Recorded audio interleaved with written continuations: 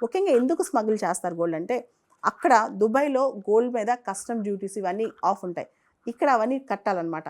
ఎయిర్‌పోర్ట్‌లో అవి చూపించకుండా ప్రాపర్ ఛానల్ ద్వారా ఆ గోల్డ్ డిక్లేర్ చేయకుండా, డిక్లరేషన్ ఫార్మ్ సైన్ చేయకుండా, ఆ గోల్డ్ మీద కస్టమ్స్ డ్యూటీ కట్టకుండా డైరెక్ట్‌గా ఇక్కడ స్మగుల్ చేస్తారు. ఈ డిఫరెన్స్ ఆఫ్ ప్రైస్‌తో గోల్డ్‌తో వ్యాపారం చేస్తారనమాట.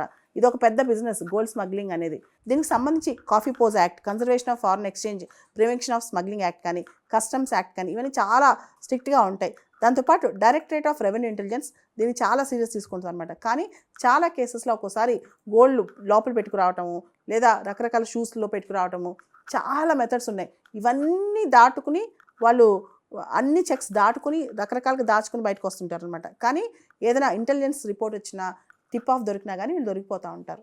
అసలు ఇంతకు తెగించి ఇన్ని చట్టాలు బ్రేక్ చేసి ఇంతమంది కళ్ళు కప్పి ఎందుకు వీళ్ళు గోల్డ్ స్మగ్లింగ్ చేస్తారు? ఉదాహరణకి ఈ అమ్మాయి 1 కేజీ గోల్డ్ స్మగిల్ చేస్తే ఈమెకి ₹1,00,000 వస్తాయంట. అలా ఒక ట్రిప్‌లో 14 కేజీలు అనుకోండి, 14,00,000. దీనికోసం ఆశపడి మొత్తం ఈ స్మగ్లింగ్‌లో పెద్ద కేసులో వీళ్ళు ఇరుక్కుంటారనమాట.